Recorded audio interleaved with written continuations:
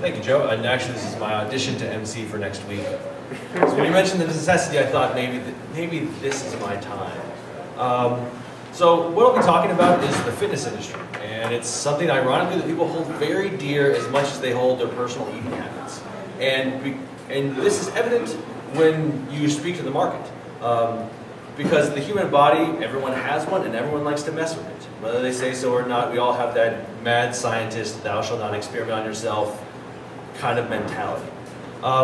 So what I'm looking to do today is not so much speak about the market, the marketing strategy, because as we see with this, again, age-old technology of the body, it's a well fleshed out marketplace. And so the things that we see on TV, those are tried and true. The attractive people exercising in the background, the colors, the sounds, everything about it has been methodically traced out. And so this presentation isn't about that, because that in itself is another presentation. What I'm going to talk to you about today is what makes it literally different, what I'm trying to do. Why, when you compare it to other products or previous products in the market, it has a definable differentiation to it. And it comes not from just accidental coincidence, but from design and from interaction with the market itself. I almost feel like just jumping straight into it. Might as well.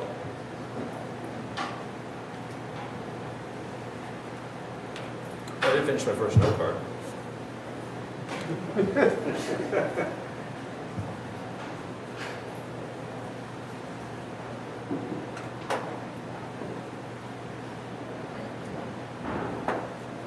I might as well start. Sure. Yeah. So, what we're going to talk about first is like the foundations for what I'm offering, and what we see in studies and is the durability of the human body.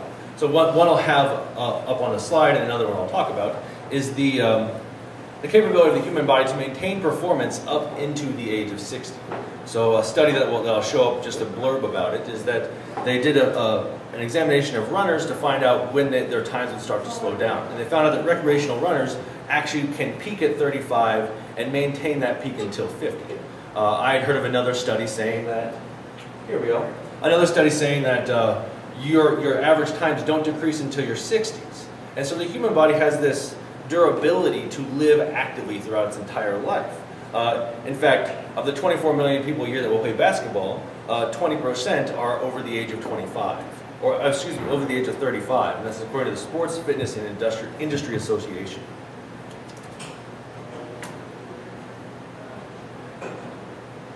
So, so the human body has this durability to maintain activity.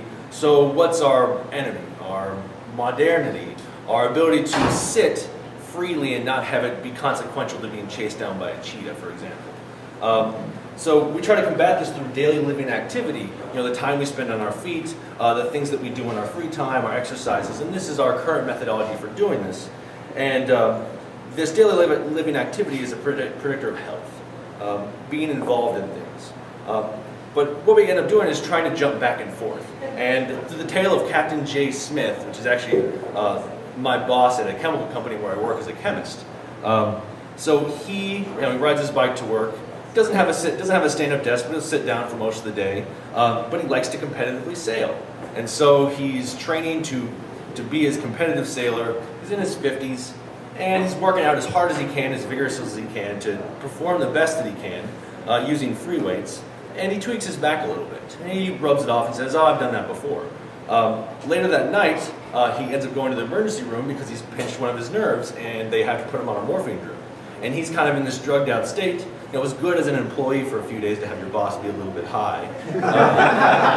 But yeah, he's in this pain for a few weeks because he's trying to do this back and forth with whatever's available to maintain this, not only maintain this healthy activity, but maintain the thing about fitness, which is where it's rooted in. It's an enjoyment of movement. It's a necessity.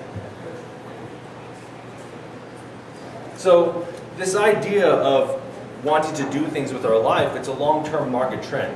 Versatility. We have to move boxes, we have to garden, we have to do all these things because we're not all here to be fitness buffs. We want to do things that we enjoy.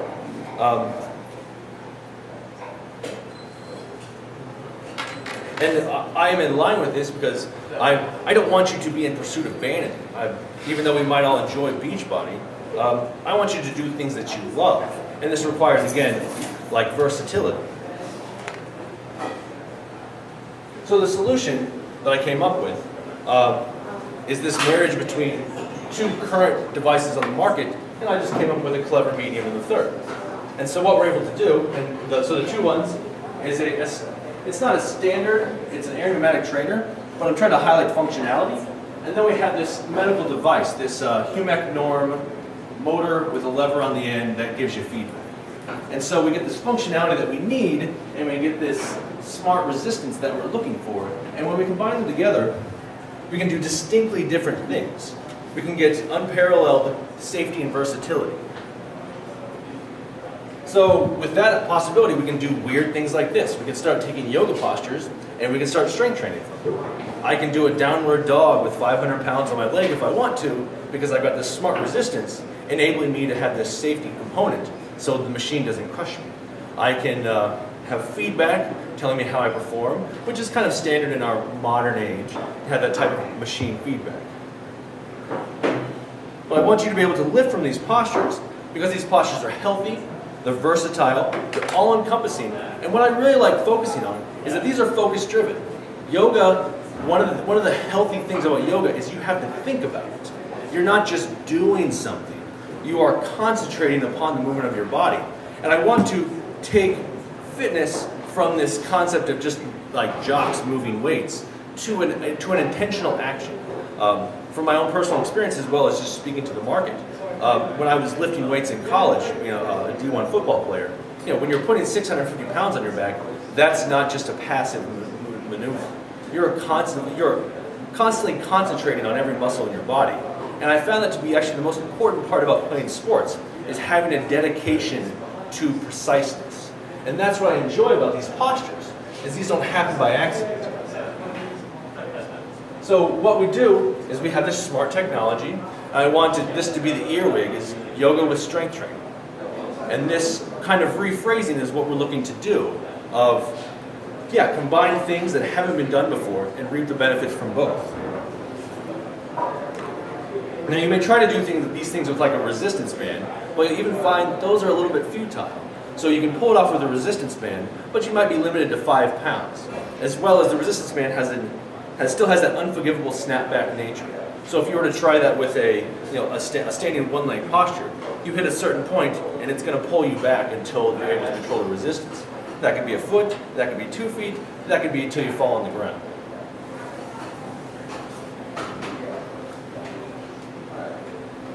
So what do the values for this market look like? So we just set up a demand curve. Our Humec Norm machine, $45,000 a piece, and they occupy 70% of the hospital market. We've got the Kaiser Air Pneumatic Trainer, $5,000 a piece, and that'll be about 1,200 units per year. So we're looking somewhere in between. Again, it's kind of rough. But if we look at maybe $20,000 per unit, which if we're looking at the hospital market is a price point that they can meet, especially when they're paying $45,000 for anything current, we can maybe see returns of $4.5 million a year. Now, of course, that doesn't look like the growth curve at the beginning, but we're looking at something when it's established in market. So just an market overview. Again, I want to reiterate that this isn't, again, exact, because the market itself, especially when you have this diverse marketplace, each market has its caveat, and you have to enter the marketplace through a defined methodology. So for example, your hospitals you can't treat like fitness centers, but you certainly have to have a strategic approach to them. And so, just to speak about hospitals, I believe that's the best entry into the market because they buy on performance. They buy on values you can test, not so much your consumer, which might buy upon flash or appeal.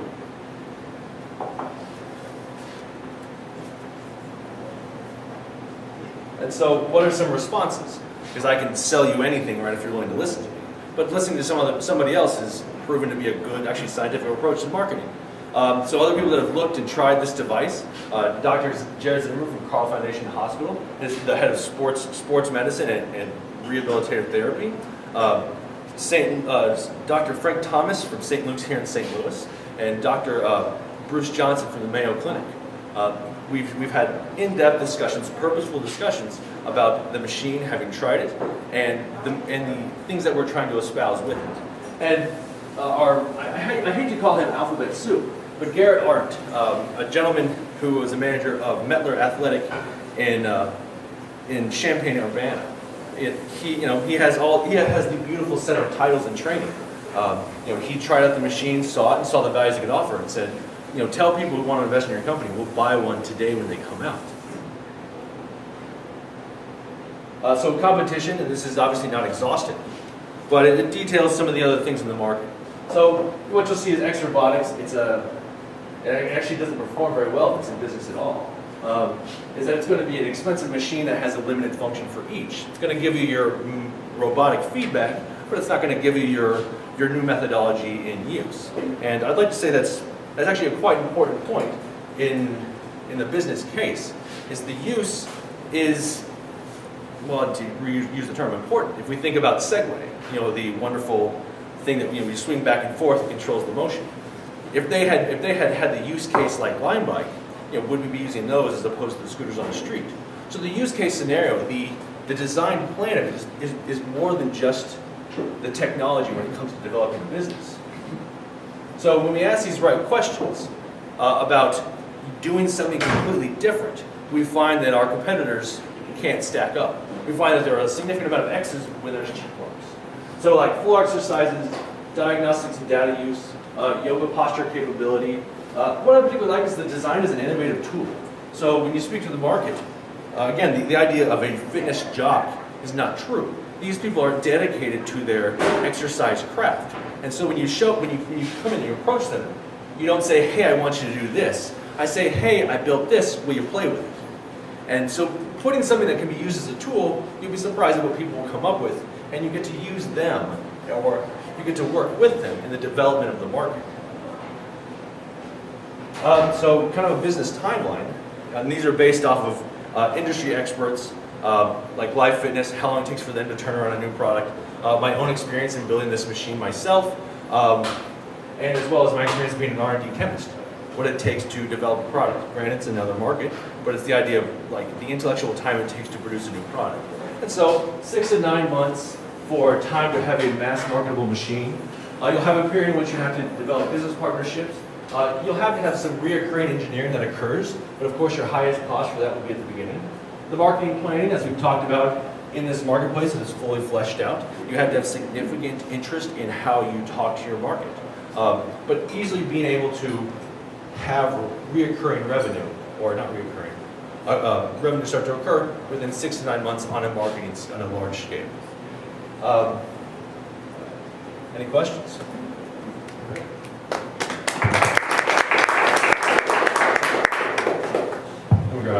And make sure, okay, just make sure you wait for the microphone so the camera can pick up your voice.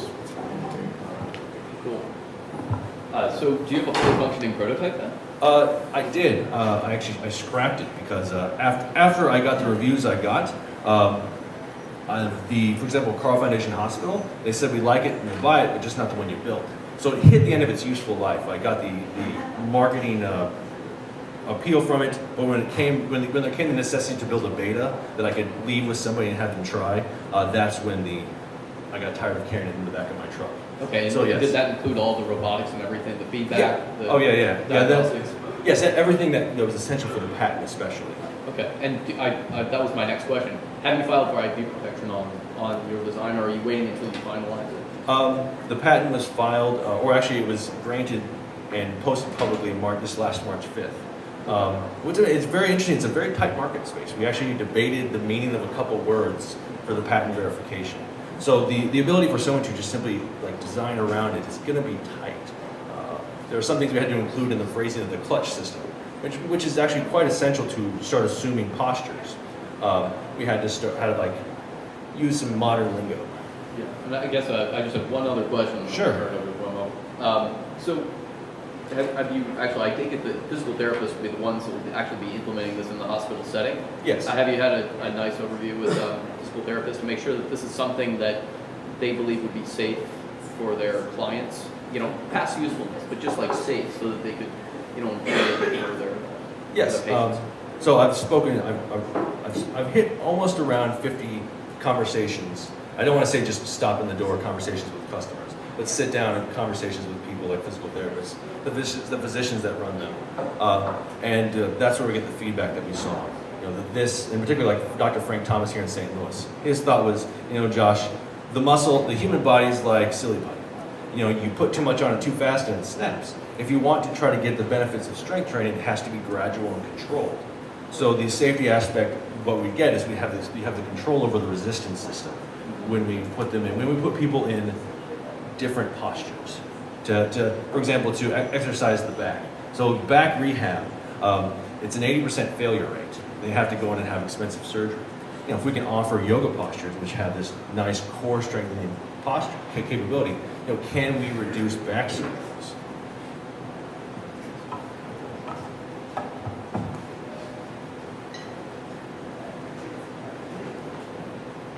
Does this device require medical supervision in order to use it? I would say the current implementation is a two-person operation, but I believe it's something that can be overcome with engineering design aspects. Certain aspects of iPad usage for the person to set up their design of the exercise they like. But yeah, the current implementation is to have a physical therapist set up the machine, and then they'd be free to leave because they'd be constantly monitoring. But at least another person there to set up. Okay. Is there any kind of haptic or audible feedback so that the person using the machine is able to, and also, is there any way to kind of sense that there's any kind of muscle strain? Or any kind of sensors on the body? Sure. In the parameters, when you set up the servo motor to go through its motions, you can set up certain parameters, like if the distance changes at a certain velocity, if the resistance drops or goes up by a certain percentage, you can have it cut off or readjust. So the voice controlled system, we can function that into the design of modern technology. So iPads and iPhones could be used. I was just thinking of just like a sound to alert the person to stop. Oh yes, because safety is the number one priority. I mean, we want, if there's a criticism in the NFL, is that it's not safe. And I certainly like football. It's a lot of fun. It engages a lot of our mentality. But yeah, when it's safe, you can let yourself go. It's why, even though I don't play basketball, NBA is a great sport. So the idea of thinking of innovative safety designs. Now, my experience in manufacturing, assembling machines, there's a significant amount of safety that goes into machines that make presses and things like that. And so the sound concept I didn't see on the manufacturing floor, but certainly would be useful in this regard. Does that answer your question? Pretty much. What you think that eventually you could expand into, let's say, yoga studios? Yes, a handsome price point for that concept, because I essentially took a treadmill and tore it apart and used its components to build something else. So for those, it would be a matter of hitting the price point. And again, I wish I knew French to say something like attractive, like je ne sais quoi. Something that's like, oh, that guy knows what he's doing. A certain appeal and use. When we go to the exercise studios, we have a certain expectation of what we want to put in to get out of the machine. And so being able to hit that engineering point, I think, would enable us to access the yoga studio, because there's certainly high volume. And I was just reading the other day, 62% of a study showed that a certain percentage of the population had tried yoga for once in their life. Hi, good presentation. I don't want to sound like a saboteur. Sure. I really like your innovative idea and your mind. I have a few problems with the product. Sure. First is yoga is mind and body, and we're doing all the odd postures which your body is not used to. At the time, if you put so much weight and stress, you're more likely to injure. Second, if you get injury, especially in the odd posture, it is hard to recover from. So you have a huge liability. So I think you've got to look into those issues of how you're going to address. Sure. The next point I have is in physical therapy, occupational therapy, and my background is medical. So I am not sure exactly how you're going to look and fit into those areas of how it will benefit the patient. I can see how you can hold posture. So if you're going with the product, I think you just have to specifically look at, you're just putting them on 5 seconds of a low resistance. Initially you have to do it before, without the resistance, and I think you have to have a way without resistance, just holding the band only first, instead of adding like 2 pounds or 3 pounds. So you've got to work out those logistics actually, because you're in for this high risk of lawsuit and stuff. So you've got to look at all those options before you move on. Sure. I appreciate the way you actually offered a solution to your question. The idea of having to gradually understand the situation of postures before you implement them in any true strength training methodology. I would say that this would be safer than a resistance band because a resistance band is going to be uncontrollable. So we can do a 1/10 of a pound, a 15th of a pound, and so we'd be able to be more safely able to apply resistance than a resistance band.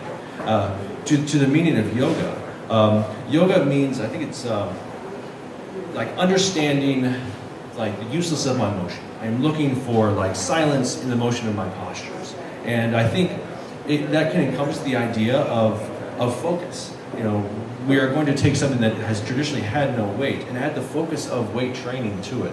So I think within the metaphysical concept, which is a worrisome concept, that we don't want to violate people's understanding or sacred values of posture and meaning. I believe this can work into that.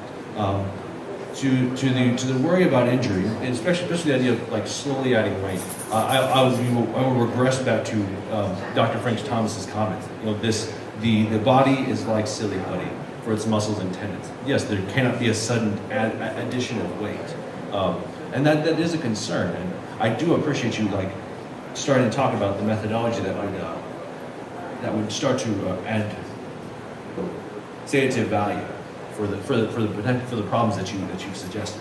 Thank you. How many units do you have out there now? None. Okay, how much does it cost to manufacture a unit? I built the first one myself from scratch at $3,000, and I built those from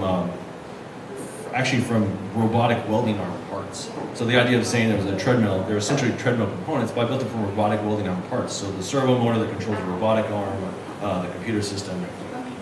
Yeah, Okay, way so too expensive. where are you now? Are you looking for investors? Are you looking to get some money to build some more prototypes?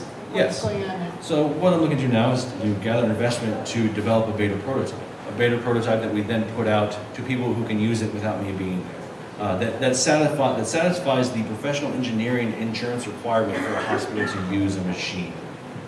Okay. The other thing is, apropos of what Hamina said, can you come up with a training manual for how the therapist should use this machine? Yes, and I'll add that with a retort of that I was once told by the physical therapist at the University of Illinois, Josh, we need to research this for you. So I can, but I'm not a licensed physical therapist by any regard. But that's part of the process, Yes. is you get your licensed physical therapist to help you come up with a training program. Yes, Okay. the essential R&D component to the next step.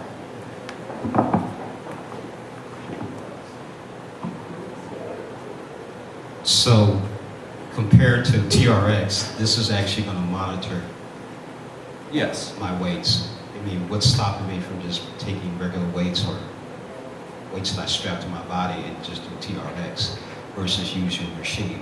And then when you talk about the back itself, for me, back surgery is overrated. Mm-hmm. I've had a bad back. I've played football and had a bad back. And I went to therapists, and it was always suggested surgery. All I did was go to a trainer and said, look, why don't you just try this? Stretching, weights on it, just particular weights and weight machines that you use, and a lot of water. And I've had no problems with my back in the last 15, 20 years, where I used to have serious problems with my back based on football. Sure. So you're curious about why like alternative methodologies. I'll point to this correspondence comments about the safety, like the weights of an unpracticed posture can be easily detrimental. And so putting weights on your wrists and hands and trying a one-legged posture will be good until you lose control, and yes, you take your back from where it is now healthy and functional to something that is, yes, less than that. So it's the inherent danger of uncontrolled weight systems. Yes, in unpracticed postures, that's going to limit your ability to just put on weight bands or put on a weight vest, is because they're unforgiving. 15 pounds of weight of a dead weight will always be 15 pounds of dead weight. So what I'm offering is the ability to try these untrained postures or these new novel postures in a methodology that is going to be safe to introduce them. And maybe improve your game of golf. Hi, one more thing I Sure. thought about was, if you're going to sell to hospital, do you think it needs FDA approval or any kind of equipment approval? So you might want to look into it, because Sure. if you do need that, then you're into thousands of dollars of investment before you can get your product to come on market or sell to hospitals. So you might first want to look into that before Sure. you go with product. That's actually a very interesting point about the hospital marketplace and this type of equipment, is that it actually doesn't have to have that approval. It's a purchase if the physical therapist likes it and finds benefit in it. Because insurance is billed by hours in this situation, meaning that a physical therapist is free to use whatever equipment they like or find beneficial, and just billed generally for their time as opposed to a specific piece. Now, being able to get an insurance billable code for this specific one, that does have a higher approval mark. But the concept that this marketplace has an interesting feature of you can get in the door on a lower barrier threshold into the hospital world is an interesting aspect of the market. Any more questions? Oh, okay, hold on a second. Beyond the physical therapy arena, I kind of see this playing a big part in college gyms or teams that have injured players, where they could set a course off of strength training for this type of injury. I see this being bigger than just physical therapy. Is that part of your... Yes. So where's a game played? A game is played out here. You're diving to catch a ball. You're reaching out to tackle an opponent. The game is played in these compromised postures. If weightlifting, only with, I guess, unrealistic technique could you play an entire sport event from shoulders above knees, knees above ankles. That especially doesn't occur at higher levels. So yes, it's the ability to train in a way in which I will be closely mirroring an athlete's desire to sacrifice his body to make a play. Well, I suppose an athlete's desire, his or her body, because that's a serious concern, is that women can play great sports. I mean, the WNBA is a very interesting example, especially when you have the crossover coach going from the WNBA to the NBA, because the game is played in the mind, not just in the body. So yes, entirely in thinking that route. Awesome.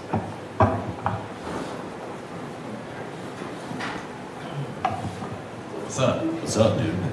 Can you talk a little bit about the computer side of the machine? Sure. I sense that there was a computer component. Yes. And what kind of data is that collecting? What kind of platform do you envision on the other side of that? That would make it easier to train, whoever's using this. So the current feedback loop is just through the servo motor. So whatever the servo motor's design output, or whether its correction factor is, tells you your amount of resistance, tells you your speed. So that's going to be your entry into the computer science aspect. About where it could go further on that back end, I will have to acquiesce to the engineering concept of that. I only knew enough computer science to robotically code a motor to go back and forth at certain speeds and be able to read that feedback. about where the further data goes. It is being here at 1 Million Cuts, you see a lot of ways in which data goes. And so there's a lot of back-end possibility. One thing I'm thinking of, if any of you are in the research world, ResearchGate. It's like a Facebook for scientists, in which I get graded upon my ability to ask answer other people's questions. And so, if you can incorporate this data into a database like that, a physical therapist can say, I'm going to go to a place that's going to pay me more because I'm getting unparalleled results compared to other physical therapists. Yeah, so to that end, what kind of data do you imagine you could actually collect from someone using the machine? Now, to collect, it has to be anonymous if it's going to be from a hospital. So maybe age, maybe height, weight, maybe gender, and then like output results. But it would have to be anonymous in the sense that you, the business, would actually have access to that data. But I'm thinking just in the relationship between the physical therapist and the patient. Mm-hmm. To what extent can the machine facilitate performance data and put that and display that in a way for the physical therapist to make the proper adjustments? Or does the machine automatically do that? Like how are you enhancing through data the way that the physical therapist is training? So in the range of motion for a rehab of a knee, there's a point in which the pain begins to take over and the person loses muscular strength. What's surprising is that the beginning of that pain is actually psychosomatic, so you can get them to gradually increase the amount of resistance. If they begin to see where they fail, you can ask them to push a half a degree further. And so that's where that data feedback can help in terms of rehab. Is that sometimes the patient is in anticipation of the pain because they know their knee starts to hurt when their knee gets around that feeling. But if we can show them graphically, you can go a little bit further. We can begin to open that range of the knee or shoulder, for example. Right. Yeah, I think just an encouragement. I think that thinking through to the extent that you can leverage data to make life easier for your physical therapist to get results that your patient is, praising everybody for, the machine and the physical therapist. Think through what that interface might look like for a physical therapist. Think through what kind of data might be effective in that way. That is at least going to be a minimum to play in that space. Mm-hmm. To the extent that you can make life easier for your physical therapist to be more effective for the patient from a data and just a sheer computer science perspective, mm-hmm. That's something that I would encourage you to take another look at. Sure. That's something that I hope the research component of this, when it's put in the hands of physical therapists, that's where, again, the idea of developing as a tool. You give someone a toy and they'll just take it to the moon, and that's what we want. So yes. All right. So I'll take the final question. And what can the community do for you? What are you looking for standing up there?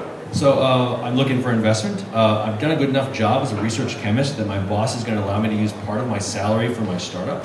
So I've essentially found my own investment, and I'm looking for people to join in on that. You can talk to me. I can actually point you to attorneys who would represent me if you prefer to have certainly that layer of protection in between. And that's what I'm looking for. I'd also like to give a shout out. So I just bought a car this weekend, and the guy was really great. It was a great experience. Bought it from an auto body shop. I've been singing his praises all week. So Ruma Auto Body. Ruma. And if anybody's going to buy a Dachshund, my wife sells Dachshunds. All right.